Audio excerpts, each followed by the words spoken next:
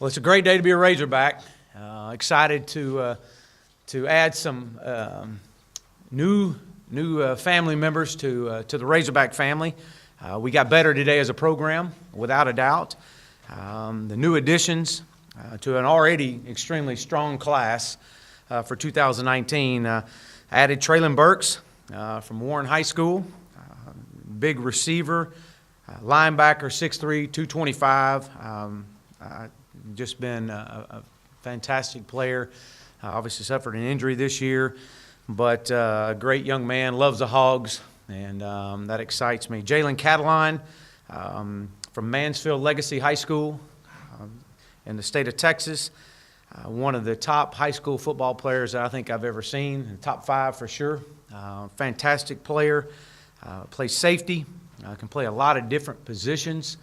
But I've been watching high school football for a very long time and recruiting for a very long time, and this young man is one of the best that I've seen. He's played a lot of positions. Hudson Henry from Pulaski Academy and in Little Rock, obviously big tight end for us. We know obviously his family and the legacy that they have, and you know what Coach Kelly's done there, and man, it's just been phenomenal of this young man, 6'5", 235. I feel like that he's going to come in and make a major impact, and watching him and the success that he's had. Amante Spivey, running back from Central High School in Phoenix City, Alabama, a traditional powerhouse. Won a state championship this year. Absolutely a dominant program in that state. We've got great connections there. This definitely continues to open up a pipeline to get kids out of the state of Alabama. But I'm extremely excited about him. 6'1", 208 running back, a big physical back. We're excited about. We added some other additions to our program today. Obviously, we're always looking for winners, guys that can come in that love the Hogs, that love being a part of what we're building. Hudson Clark, a safety from Highland Park High School, obviously won 3-time state champion, and he's contributed in all of those, and just a huge impact player. Logan Callison, offensive lineman from right here, right up the road here at Shiloh Christian, a young man that we're extremely excited about that loves the Hogs. 6'4", 300. I feel like he's going to come here and add some depth. Logan Orr from Jonesboro. I always love going over into Jonesboro. Got great relationships there, and to be able to bring a linebacker in here, another young man that loves the Hogs. Big linebacker, 6'2", 220. He's going to come in and give us some depth. Drew Vest, which is already on campus here, big offensive lineman, 6'6", 300, from Searcy High School here in Arkansas. Another young man that's when you look at his family heritage, they love the Hogs. He's got his family and grandfather, and I mean it just goes way back. And then another one from Pulaski Academy there in Little Rock, a fantastic football player. As we watch this young man, and to get him and his family up here, John David White, wide receiver, 5'11", 180, is dynamic with the ball in his hands, a great route runner. So just to see those guys and to watch each and every one of these families as they committed to the Razorbacks is really special. And I've said that over and over. I've shared that with our team. The love of the Hogs, we got to have that. And these guys definitely bring that. So extremely excited about the new additions to our football team. You know, we've got some early guys that are already here, as you know. Our guys that are on campus now, Trey Knox, Shamar Nash, Greg Brooks, Devin Bush, Mateo Soli, Eric Gregory, Zach Williams, Myron Cunningham, Chaboise Nwana, Drew Vest, which I mentioned, and Ben Hicks. Ben, I have not had a chance to talk about Ben. Ben joined us, was with us at SMU, 3 years at SMU with us, all-time leading passer.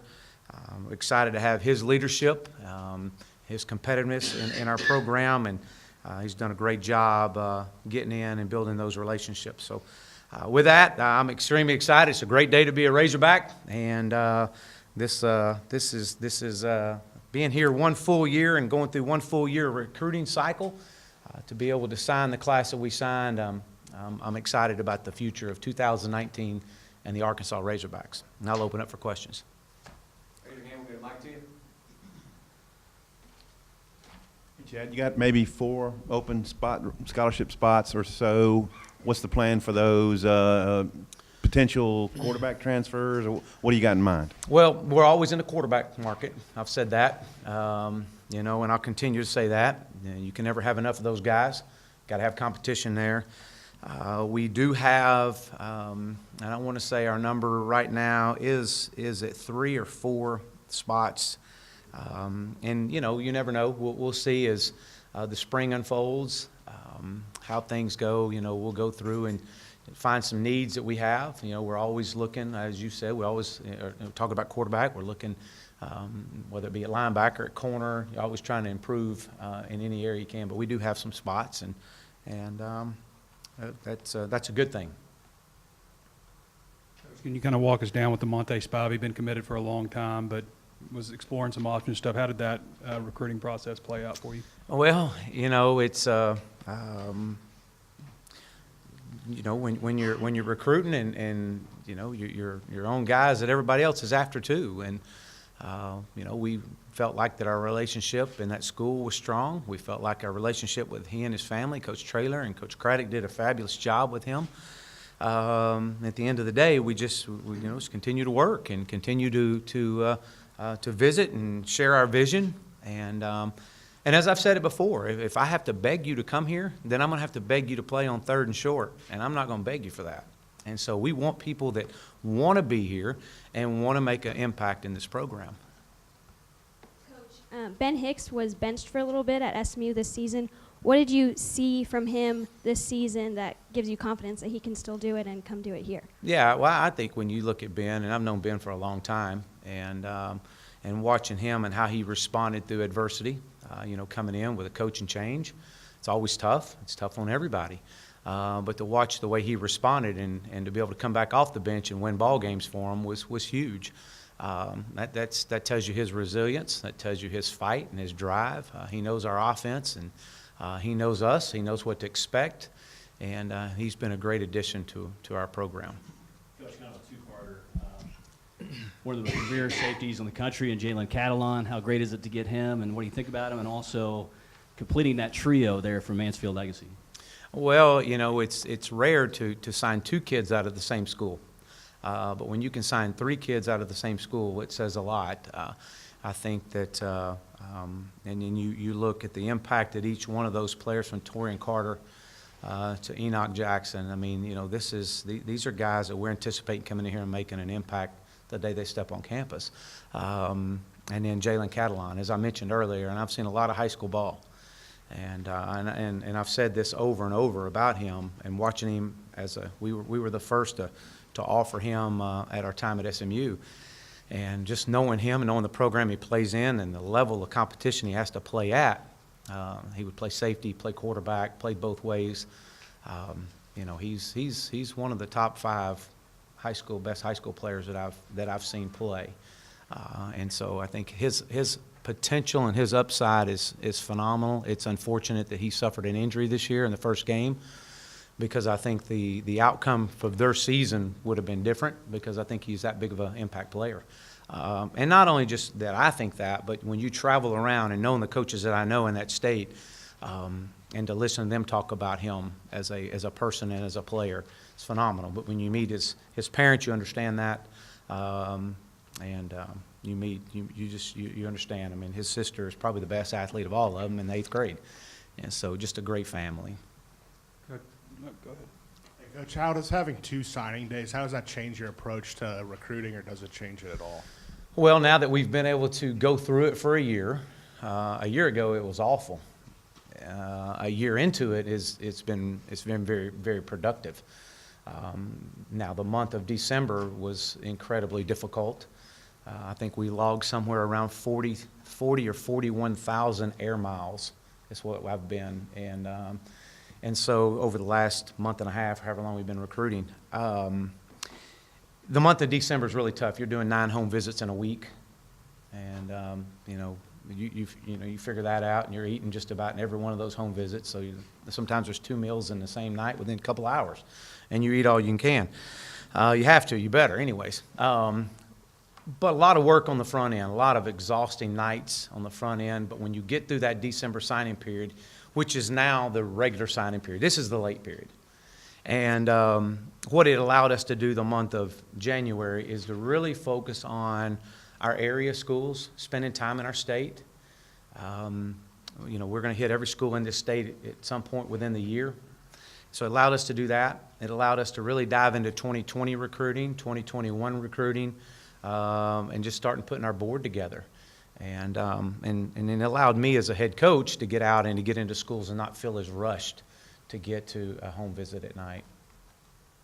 Coach, you mentioned Jalen Catalan coming off that injury. Traylon also had a midseason injury. How long are we looking before they're possibly back, and how's their recovery going? Yeah, they're both well ahead of schedule. We anticipate those guys being back and ready to go when they get here in June, full throttle and ready. They'll come up and go through evaluations for our team doctors, but our doctors be in touch with theirs and making sure that everybody's on the right page, and so we anticipate those guys being ready to go for sure for fall camp and summer workouts. Coach, it was your first year recruiting in the SEC, the full cycle. Any big lessons you learned that'll help inform how you do things in 2020? No, just be yourself. Be yourself and be genuine. We've got so much to sell.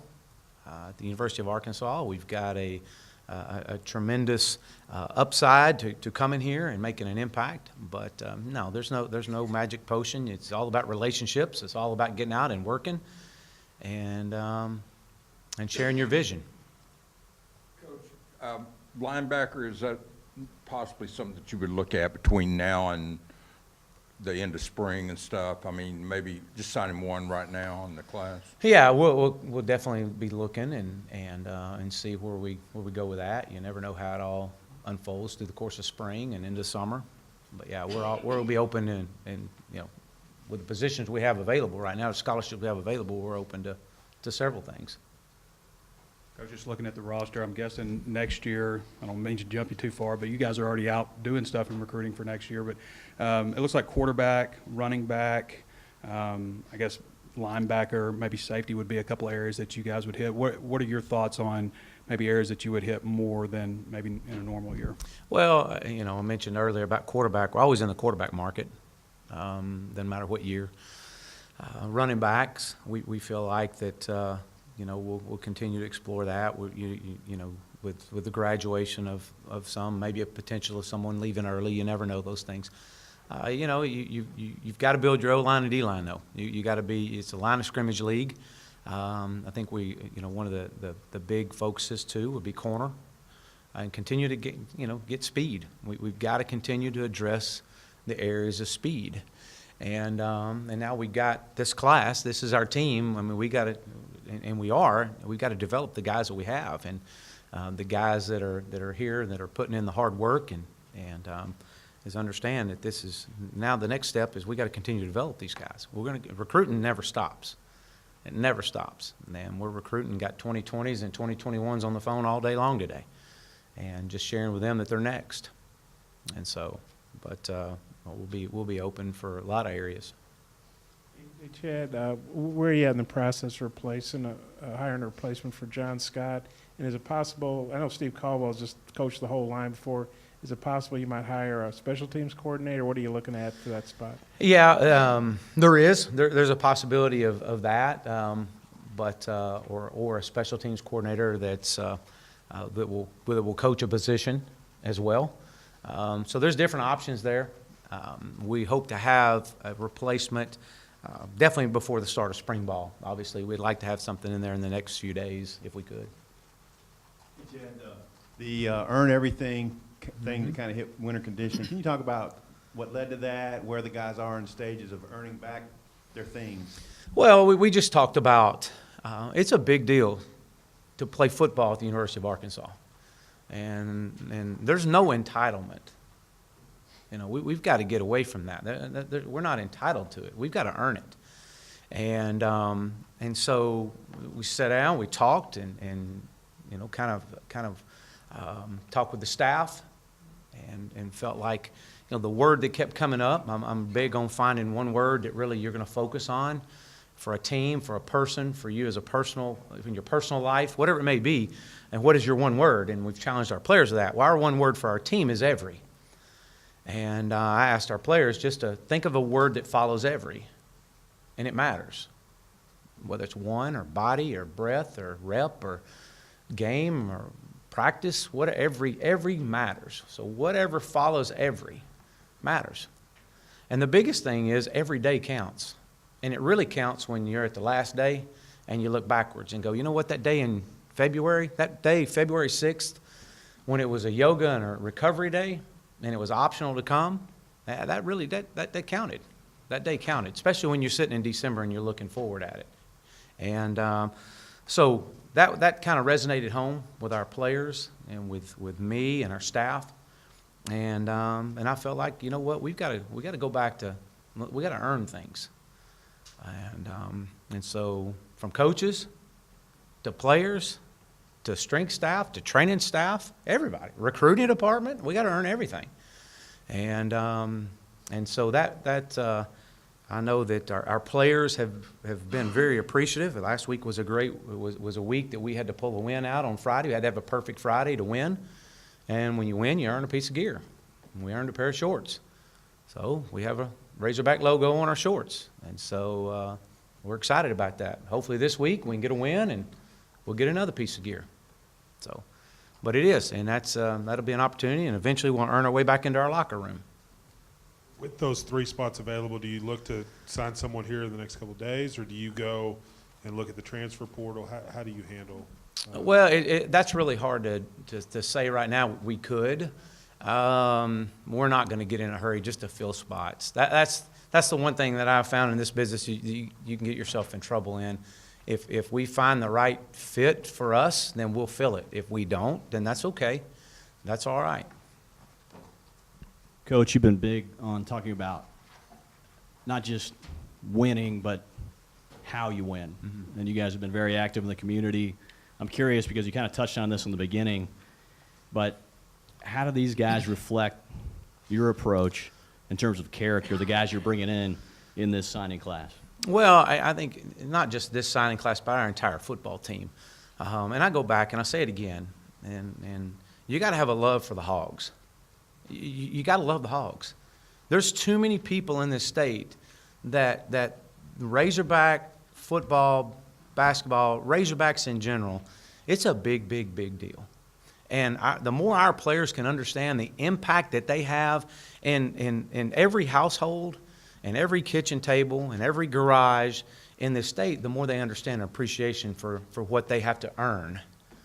And, we have our Hogs, it's H is have, O is one, G is goal, and S is success. Have one goal, success. Whatever success is in your life, that's what we're after. And that's a big deal, and we want a love for that. We want those guys to understand that. And when you then recruit to that and build a team to that, then you find quickly that it's more than just the player. And I've said this since I've gotten here. There's such thing as great players that don't fit us. That's okay. We don't want them. There's great players that do fit us, and those who we have to go get. And when you start looking and you start talking to the parents, and whether it's the grandmas, the aunties, whoever is the closest impact person in their life, and you understand that they're winners and that they have a love and appreciation for their most prized possession or commodity to be taken care of, and that's when you know. And so it's when you meet our players, it's phenomenal. When you meet the parents, it's unbelievable. Now that you go to the next stage in spring football coming up just about 3 weeks away, what's the goal between now and then? And are you worried about quarterback? Because obviously you've lost a couple and maybe one's playing another sport this spring. No, am I worried about quarterback? I mean, no, we've got to continue to develop guys. I mean, we've got to have a competition and we've got to continue to push. And but no, I'm not worried about that. I think that'll work itself out. I think between now and the spring, we got to continue to grow closer as a team, which we're working at. We've got a few weeks ahead of us to get through quarter one of our winter conditioning. And when we do that, then we'll introduce quarter 2 on, I think it's Monday the 25th, and spring ball starts on the 26th. And you know, that'll take the next step into our development. Yeah, we talked to Dave Van Horn the other day. He said you and he had a conversation about dividing up Connor's time. I mean, do you anticipate Connor being at all every spring practice, or how do you feel about that situation? Well, you know, we always talk about one Razorback, and I think Connor's going to exemplify what that means. And you know, there's got to be great communication between Coach Van Horn and myself, and we're constantly talking. We'll talk a couple times a week. As a matter of fact, I think I may go down and watch him pitch Saturday. And so I think at the end of this, and we look at it, we got to make sure that the number one focus is Connor Nolan. And he can't get lost in this shuffle, making sure that he's taken care of as far as just the wear and tear on himself. And so he's been in workouts with us this week. He goes down and he pitches, and he goes down and gets his workout in baseball. And there's a great relationship that we have, our strength staff has with their strength staff. And we're talking daily or every other day, making sure we're monitoring his workload. So I'm excited for Connor, and I know that Coach Van Horn is as well, and I think he has a chance to be a very special player here. 2 more. Coach, you mentioned Catalan. Just the type of player, what he brings on the field, and the playmaker he is, if you can kind of give us an insight of that. Is he a corner? Is he safety? Is he all of that? And then I'm curious to top 5 players, if you remember some of those guys that you would put in the top 5 along with him. Yeah, I've watched Deshaun Watson play. I've watched Vince Young play. I mean, there's been some great ones that we've seen, and I have to go back and think of some more. But he's up there. I mean, he's very instinctive, especially when you see what he's having to do in all phases, offense, defensively. He played quarterback, also comes in doubles as safety. Phenomenal baseball player. I mean, he's a well-rounded athlete, and was a great basketball player. So when you look at that and you look at the impact that he has on his team, I think the one word I would say more than anything, he's just extremely instinctive, and he loves to play the game. New graphic and a new hashtag. Just tell us what's going behind Diamond Gang and Diamond Gang XX hashtag. Well, it's part of our creative team and their creative thinking and marketing, and with from Cody Vincent and Brooks Cockrell, and we've got Jake in there, SJ. It's been everybody that we challenge our creative team to really do a lot of brainstorming, and as we roll out our 2020 campaign, it's when you look at our state and the diamonds in our state, and so it all ties back into the natural state.